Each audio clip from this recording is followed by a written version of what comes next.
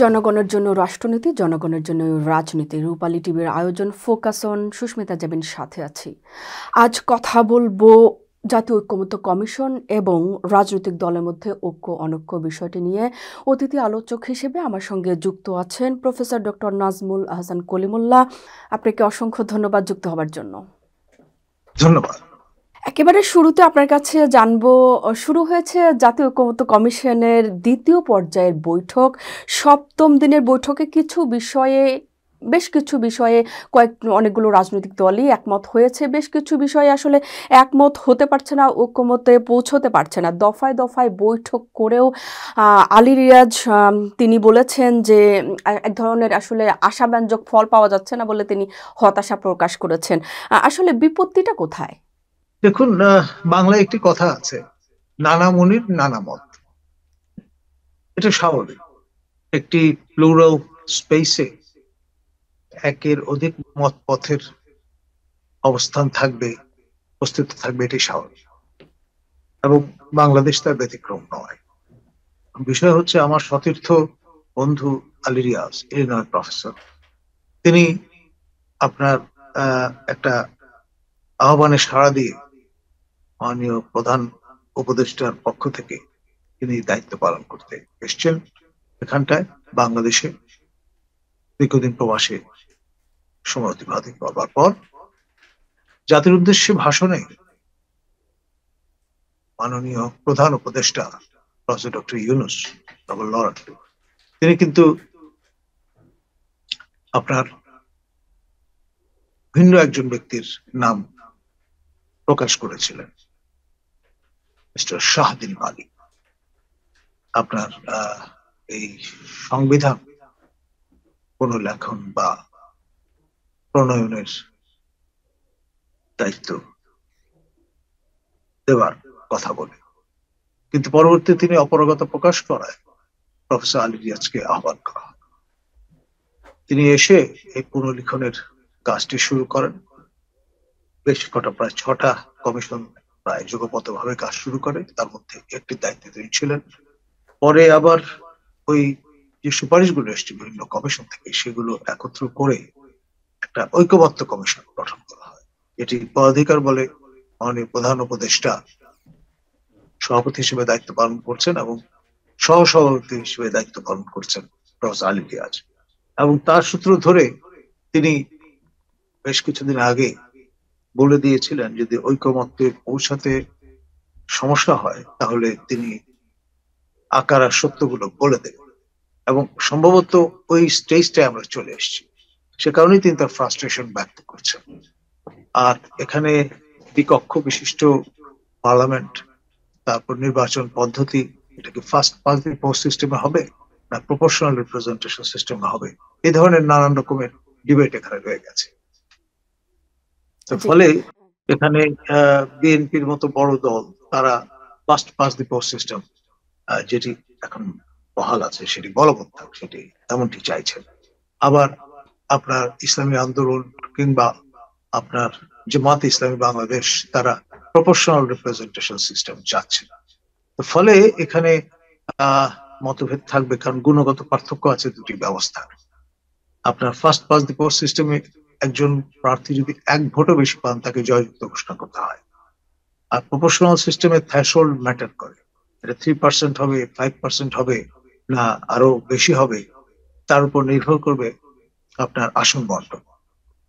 সারা দেশ জুড়ে যে পরিমাণ ভোট পাওয়া যাবে, সেই প্রপোর্শনে আপনার আসনটা বন্টনের ব্যবস্থা থাকতে হবে। পৃথিবীর প্রায় 90টা দেশে প্রপোর্শনাল রিপ্রেজেন্টেশন সিস্টেম ব্যবস্থা আছে। আপনার খোদ যেখান থেকে আপনি এই শোটি করছেন, ইউকে, ইউনাইটেড কিংডম, সেখানে প্রপোর্শনাল রিপ্রেজেন্টেশন সিস্টেম নেই, আছে আপনার first pass the post system. এবং এই দেশকে গণতন্ত্রের সূতিকাগার বলা হয়। হেড অফ দ্য কমনওয়েলথের দেশ, অর্থাৎ রাজা চার্লসের দেশ, এবং বাংলাদেশ একটি কমনওয়েলথভুক্ত দেশ, সুতরাং সদস্য রাষ্ট্র। ধন্যবাদ। জি, জাতীয় সংবিধান কাউন্সিল ঐক্যমত্যে পৌঁছাতে না পেরে অবশেষে নাম পরিবর্তন করে সংবিধান ও সংবিধিবদ্ধ নিয়োগ কমিটি করেও ফল মেলেনি বৈঠকে। আর কতদিন চলবে আসলে এই যে ঐকমত্যের এই কমিশনের বৈঠক আসলে আর কতদিন চলবে? দেখুন, আপনার নিশ্চয়ই মনে আছে গত মাসের 13 তারিখে, না এ মাসে, আপনার আমাদের মাননীয় প্রধান উপদেষ্টা এবং সম্মানীয় তারেক রহমানের একটি বৈঠক অনুষ্ঠিত হয় লন্ডনে, প্রায় সকাল 9টা থেকে 11টা পর্যন্ত প্রায় ওই 1.5-2 ঘন্টার ঘন্টার মতো একটা সময়সীমায়। মিটিং ছিল। জি, সেই সময়সীমায় আপনার একান্ত বৈঠক হয় 1.5 ঘন্টা সময় ধরে।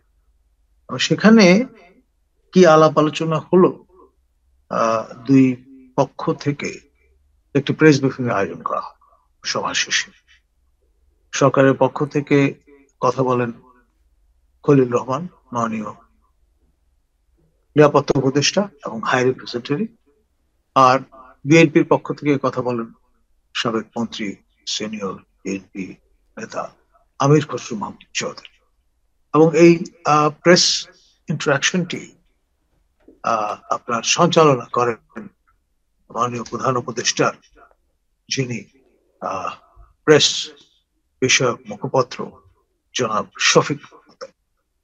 মোট 7টি প্রশ্ন নেওয়া হয়েছিল আমি যত মনে পড়ে, এবং তারপরে এই প্রেস ব্রিফিং শেষ হয়ে যায়। আমি একটু জানতে চাই যে বিএনপি সহ 12 দলীয় জোট দ্বিমত পোষণ করে এই যে কমিটির কথাটি বললাম, যেটি নাম পরিবর্তন করে করা হয়েছে, এই কমিটি বিএনপির সালাউদ্দিন তিনি বলেছেন যে কমিটিটি আসলে প্রধানমন্ত্রীর যে ক্ষমতা সেটিকে খর্ব করবে, যার ফলে আসলে নির্বাহী যে বিভাগটি সেটি দুর্বল হয়ে পড়বে। তারা আসলে মনে করছেন যে এটা আসলে আপনার নিয়োগটা যে প্রক্রিয়া সেটা অত সার্চ পদ্ধতি কিংবা আইনি যে প্রক্রিয়া রয়েছে সেটাই আসলে উত্তম হবে। আগামী জাতীয় নির্বাচনে বিএনপির জয় সুনিশ্চিত জেনেই কি আসলে দ্বিমত পোষণ করছেন? দেখুন, এটা খুব ন্যারো একটা ইন্টারপ্রিটেশন হবে বলে মনে করি। শুধু যে এই বিষয়ে তা নয়, এটা বড় ক্যানভাসে নিয়ে দেখতে হবে। ওই যে বলছিলাম, নানা মুনির নানা মত, নানা দলের নানা একই যুক্তিতে। ফলে এই যে ভিন্ন ভিন্ন চিন্তা, তার একটি জায়গায় পারমুটেশন কম্বিনেশন করে নিয়ে আসবার যে প্রচেষ্টাটা, সেটা দীর্ঘ হতে পারে। আর সব বিষয়ে একমত হতে হবে এমন কোনো কথা তো নেই। কমনালিটিস যেগুলোতে ঐকমত্য নিশ্চিত করা গেছে, সেইগুলো আপনি ধর্তব্যের মধ্যে নিতে পারেন। আর যাতে যেখানে ঐকমত্য পোষণ করা যাচ্ছে না, সেটা সাইড, লাইফ গোজ অন। মানে আপনি বিএনপি এখানে অগ্রসর। দ্বিমত পোষণ করছে যেহেতু ধরেই নেওয়া হচ্ছে যে বিএনপি ক্ষমতায় আসবে, তাহলে যেহেতু প্রধানমন্ত্রীর হাতে এই ক্ষমতাগুলো থাকবে না, সেইটাই কি অসুবিধা মনে করছেন কিনা? ইন এ ওয়ে, কারণ তারা এক স্টাইলে কাজ করে অভ্যস্ত, দেখে অভ্যস্ত। আপনার অনভ্যাসের ফোঁটা তো কপালে চড়চড় করবে, এটাই স্বাভাবিক। তারা এটা তো একজন স্বাভাবিক, লেম কিন্তু তো ডাক, বলা হচ্ছে এটা একটা নতুন একজন একজন বাংলাদেশ। একজন লেম ডাক সরকার প্রধান তো চান না। তারা চান আপনার দোদণ্ড প্রতাপশালী একজন সরকার প্রধান, যিনি জনগণের ম্যান্ডেট নিয়ে ক্ষমতায় এসেছেন। আপনি যেরকম বলছিলেন সেই ক্ষেত্রে কিন্তু আবার জামায়াত ইসলাম, এনসিপি, এবি পার্টি, গণসংহতি আন্দোলন কিংবা গণ অধিকার পরিষদ সবাই কিন্তু বলছে যে আসলে এই কমিটির মাধ্যমে নির্বাচন কমিশন, তারপর আপনার দুর্নীতি দমন কমিশন, কর্ম কমিশন, এই যে নিয়োগটা হতো এটাকে যদি স্বাধীনভাবে নিয়োগটা করে দেওয়া যায়, তাহলে আগামীতে যিনি সরকার হয়ে প্রধান হয়ে আসবেন ক্ষমতায়, তিনি আসলে স্বৈরাচারী হয়ে উঠতে পারবেন না। দেখুন, একটা চেক অ্যান্ড ব্যালেন্স চিন্তা থেকেই এমনটি হয়তো বলা হচ্ছে। Separation of theory of power, সেই রকম একটি জায়গা আপনার নিশ্চিত করার কথা বলে। এক্সিকিউটিভ, লেজিসলেটিভ, জুডিশিয়ারি, এই যে 3টি অর্গান, তার মধ্যে you have to be able to draw the line. Blood হয়ে গেলে, লাইনগুলো ব্লাড হয়ে গেলে তো সেখানে সমস্যা তৈরি হবে, এটাই স্বাভাবিক। জি, ধন্যবাদ। বৈঠকের দ্বিতীয়ার্ধে আপনি একটু আগেই বলছিলেন দ্বিকক্ষ বিশিষ্ট যে সভার কথা, সেইখানে সেটাই নিয়ে একটু কথা বলব। বৈঠকের দ্বিতীয়ার্ধে যে বৈঠকটি হলো, দ্বিকক্ষ বিশিষ্ট আইনসভার সদস্য নির্বাচনের প্রক্রিয়া নিয়েও একমত হতে পারেনি বিএনপি এবং এর সাথে 12 দল যে জোট আছে, সমমানের যে দলগুলো রয়েছে, সকল দলই উচ্চকক্ষে সংখ্যানুপাতিক হারে যে পিআর সিস্টেম চায়, সেটা আসলে সেটা চাচ্ছেন না আসলে। আপনি কি বলবেন এই ব্যাপারে? দেখুন, আমাদের বিগত যে সংসদটি ছিল ভেঙে দেওয়া হয়েছে, সেখানে নারী সদস্যদের জন্য নির্দিষ্ট যে আসনগুলো, সেখানে এক ধরনের প্রপোর্শনাল সিস্টেম কার্যকর করা ছিল।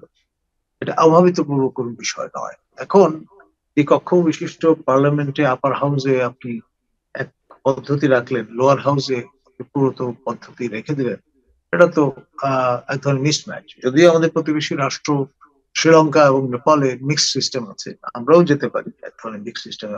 ধরুন 300 আসনের মধ্যে বা 400 আসনের মধ্যে 200 আসন আমরা ফার্স্ট পাস দি পোস্ট সিস্টেমে গেলাম, আর বাকি 200 আসনের নিরিখে আমরা প্রপোর্শনাল সিস্টেমে গেলাম, তেমনটি হতে পারে। সুতরাং এখানে ওই যে বলছিলাম, অনভ্যাসের কারণে, অনভ্যস্ততার কারণে এটা খচখচ করছে। জি। বিএনপি এটাকে সংকট মনে করছে কেন? অন্য অন্য আর যারা দল রয়েছে, যেমন বড় জামাত ইসলাম একটা বড় দল, আরো অন্য অন্য এনসিপিও গঠিত হয়েছে, সব মিলে অনেক দলই তো আসলে চায় যে আসলে এই পিআর সিস্টেমে নির্বাচনটা হোক। বিএনপি কেন বিপত্তি জানাচ্ছে? ছোট দলের স্বার্থের অনুকূলে যায় আসলে পিআর সিস্টেম। যেহেতু বিএনপি বড় দল, সেই জন্য তারা স্যাক্রিফাইস করতে রাজি না। অত্যন্ত স্বাভাবিক। মানুষ রাজনীতি করে কেন? দল রাজনীতি করার জন্য গঠিত হয় কেন? ক্ষমতায় যাওয়ার জন্য। এখন ক্ষমতা যদি খর্ব হয়ে যায়, ছোট জগন্নাথ আহ আপনার অবস্থানে গেলাম, এরকম চিন্তাও কিন্তু ব্যাকরণ কাজ করে। বিএনপির না বলা কথাটাই আমরা আপনার কাছ থেকে শুনতে পারলাম, আপনাকে ধন্যবাদ। এবার একটু ভিন্ন একটা গুরুত্বপূর্ণ প্রসঙ্গে আসবো, সেটি হচ্ছে জামায়াত ইসলামে কিছু জামায়াত ইসলামী এবং প্রথমবারের মতো ইসলামী আন্দোলন যে বাংলাদেশ রয়েছে সেটির সাথে একটা বিরাট একটা সমাবেশ করেছে। এই সমাবেশে এই এই দুই যে দল রয়েছে, এর সাথে আরও অন্য অন্য দলও যুক্ত হয়েছে। সব যারা প্রধান রয়েছেন তারা একটা কথা বলেছেন যে যে স্থানীয় সরকার নির্বাচনটা অবশ্যই তারা জাতীয় নির্বাচনের আগে দেখতে চায়। বিএনপি আপনার বিএনপি কেন অসুবিধা মনে করছে? স্থানীয় সরকার নির্বাচন আগে হলে অসুবিধা কোথায়? দেখুন, সময় ক্ষেপণ হবে। আপনার ধরুন, এখন যদি তৃণমূলে আমরা ইউনিয়ন পরিষদ নির্বাচন করতে যাই, পুলিশের মোরাল ভেঙে পড়ছে এখন। আপনি যে বেহাল আপনি বলছেন অবস্থা, সময় ক্ষেপণ হবে, জি আপনি বলছেন সময় ডেফিনেটলি ক্ষেপণ হবে, কিন্তু সময় ক্ষেপণ হবে, এবং অন্যদিকে এরপর ওই রিস্কটাও থেকে যাচ্ছে। ব্লাড বাথ হতে পারে, রক্তারক্তি হতে পারে, এবং রক্তারক্তি হলে তখন মানুষের মনে নির্বাচন ভীতি আসতে পারে, এক ধরনের ফ্যাটিক ডেভেলপ করতে পারে। তো সেই ঝুঁকিটা হয়তো বিএনপি নিতে যাচ্ছে না। জি, কিন্তু অন্যান্য যারা দল রয়েছে, জামাত ইসলামী কিংবা এনসিপি, তারা তো আসলে শঙ্কা করছে যে বাংলাদেশের প্রায় সব জায়গাতে, সব সেক্টরে আসলে বিএনপির দখলে চলে গেছে। সেই ক্ষেত্রে যখন জাতীয় নির্বাচন হওয়ার পরে বিএনপি যেহেতু ক্ষমতায় আসবে, তাহলে বিএনপির দখলেই সবকিছু থাকবে। সেই ক্ষেত্রে তো স্থানীয় সরকারগুলো বিএনপি থেকেই হবে। অন্য অন্য দলের যোগ্য প্রার্থী থাকলেও সেটা আসলে হওয়া সম্ভব হবে না বলে তারা মনে করছেন। দেখুন, ওই যে দিন শেষে তাল গাছ আমার, এই মাইন্ডসেট তো অনেকের মধ্যেই আছে।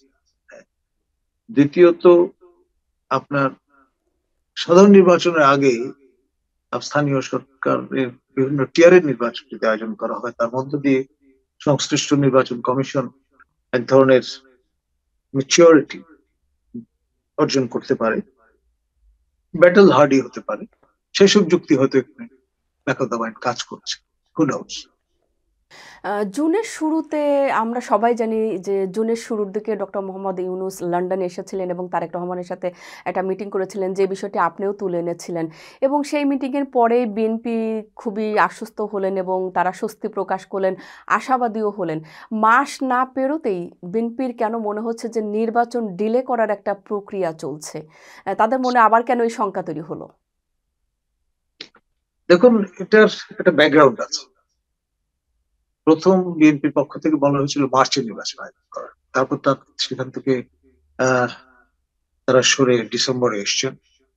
এবং কোনোবার বলবার চেষ্টা করা হয়েছে যে ডিসেম্বরে নির্বাচন না হলে নির্বাচন কখনই হবে না। আর শফিক মহোদয় যিনি স্পোকসম্যান, তিনি বলছেন জুনে নির্বাচন হবে। প্রফেসর ইউনূস জাতির উদ্দেশ্যে ভাষণ দিয়ে বলেছেন এপ্রিলে হবে। জামাতের পক্ষ থেকে এপ্রিলে দাবি করা হচ্ছে। পরবর্তীতে 13 তারিখের বৈঠকের পর বলা হয় যে এটি ফেব্রুয়ারিতে অনুষ্ঠিত হবে। পরে কেউ কেউ গবেষণা করে এটা তারিখও বের বলা হয়েছে করেছে। হতে পারে, মানে করা সম্ভব হতে পারে যদি মানে সংস্কার বিচার 12ই কার্য। ফেব্রুয়ারি হতে পারে এরকম বলা হয়েছে। এখন সব মিলিয়ে এখন আবার পরিস্থিতিটা ঘোলাটে, নিশ্চিত করে কেউ বলতে পারছে না কবে নির্বাচন হবে। সে কারণেই আমি যে কনিষ্ঠটি ব্যবহার করি সেটা হচ্ছে এরকম, নির্বাচন করতে চাওয়াটা অনেকটা অলমোস্ট লাইক চেজিং দ্য চিমেরা, অর্থাৎ মরীচিকার পেছনে ছোটা। মরীচিকা এমন একটা জিনিস, এটি যত কাছে যাবে এটা তত দূরে সরতে থাকে। মরুভূমিতে মরু বিভ্রম হয়। এখন এই জল কাদার দেশ বাংলাদেশেও আমরা যদি এই ধরনের বিভ্রমের পাল্লায় পড়ি তাহলে এই দুঃখ আমরা রাখবো কোথায়? এই যে জুলাই গণঅভ্যুত্থান হলো, সেটার একমাত্র আকাঙ্ক্ষা কি নির্বাচন, নাকি আসলে বলা হচ্ছিল যে নতুন বাংলাদেশ গড়ার যে প্রত্যয় নিয়ে এই গণঅভ্যুত্থান হয়েছে সেখানে কিছু সংস্কার করা দরকার, রিফর্ম করা দরকার, আসলে সেগুলো না করে নির্বাচন করাটাই কি সবচেয়ে গুরুত্বপূর্ণ কিনা? সেক্ষেত্রে দেশে আসলে দেশের জনগণ কি পাবে?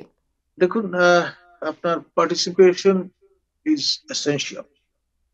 কোন অজুহাতে আপনি অনির্বাচিত সরকার প্রলং করাতে পারবেন না। That is not fair. এই রাষ্ট্র আপনার একটা রক্তক্ষয়ী স্বাধীনতা যুদ্ধের মধ্য দিয়ে কেন জন্ম লাভ করল? কারণ জনগণের যে ম্যান্ডেট ছিল 70-এর নির্বাচন, এই গণরায়, তা কিন্তু সম্মান করা হয়। তার বদলে পাকিস্তান সামরিক জান্তা আপনার হামলে পড়েছিল এদেশের নিরস্ত্র জনগণের উপর, এবং অপারেশন সার্চ লাইটের মাধ্যমে ডান্ডা মেরে ঠান্ডা করে দিতে চেয়েছিল এখানকার জনগোষ্ঠীকে। আলটিমেটলি বাংলাদেশ স্বাধীন হয়েছে, স্বাধীন রাষ্ট্র হিসেবে আবির্ভূত হয়েছে বিশ্ব মানচিত্রে। এটা তো স্বীকার করতেই। জি, আপনি ডক্টর মোহাম্মদ ইউনূসকে অনির্বাচিত সরকার বলছিলেন, কিন্তু গণঅভ্যুত্থানের পরে তো আসলে সকল বিএনপি সহ সকল রাজনৈতিক দল, বাংলাদেশের সকল মানুষ একমত হয়ে ঐক্যমত পোষণ করেই তো তাকে সরকার হিসেবে রেখেছেন। তাহলে তিনি অনির্বাচিত হলেন কি করে? দেখুন, আপনার আমাদের বাংলাদেশের প্রথম অন্তর্বর্তী সরকারটি গঠিত হয়েছিল জাস্টিস শাহাবুদ্দিনের নেতৃত্বে, এবং 90 দিনের মাথায় তারা কিন্তু তাদের আরাধ্য কাজ অর্থাৎ নির্বাচন, অবাধ সুষ্ঠু নিরপেক্ষ একটি নির্বাচন উপহার দিয়ে বাড়ি চলে গিয়েছিল।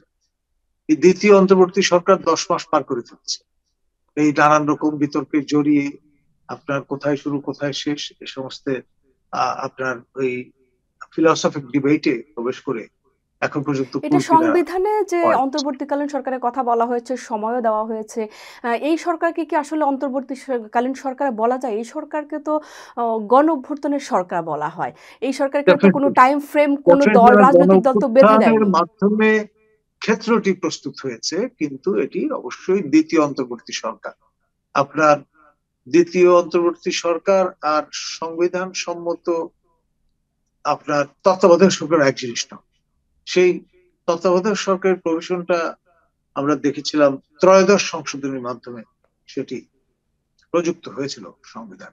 সেটি কিন্তু পরবর্তীতে সংশোধন করে ফেলায় এটি আবার আদালতের মাধ্যমে এটি পুনর্জীবিত হওয়ার একটা প্রক্রিয়া প্রায় শেষ পর্যায়ে চলে এসেছে, এবং এটি আপনার সন্নিবেশিত হলে আপনার 90 দিনের একটা ফ্রেমওয়ার্কে চলে যেতে হবে। কালক্ষেপণ করার কোনো সুযোগ থাকবে না জি, যে নাজমুল কোনো হাসান, আমরা রকমের। শেষ করব, তবে একেবারে ছোট্ট করে আপনার কাছে একটু জানবো, গণঅভ্যুত্থানের প্রায় 1 বছর হতে চলছে, আকাঙ্ক্ষা পূরণ কতটুকু হলো? অবশ্য জুলাই সনদ নিয়ে শঙ্কা প্রকাশ করেছেন ডক্টর আলী রিয়াজ। আমরা আসলে এই মুহূর্তে কোথায় দাঁড়িয়ে আছি? আমি আমার সতীর্থ আমার বন্ধু আলী রিয়াজের সঙ্গে একমত। আসলেই শঙ্কা ব্যক্ত করার মতোই একটা বিষয়। আপনার এই 7 মণ ঘি খরচ করে যদি রাধা না নাচে তাহলে দুঃখ তো হবেই। জি, ধন্যবাদ। আপনাকে অসংখ্য ধন্যবাদ প্রফেসর ডক্টর নাজমুল হাসান কলিমুল্লাহ এত রাতে বাংলাদেশ থেকে আমাদের সঙ্গে যুক্ত হওয়ার জন্য। নিশ্চয় কথা হবে অন্য আয়োজনে। ভালো থাকবেন। আপনিও।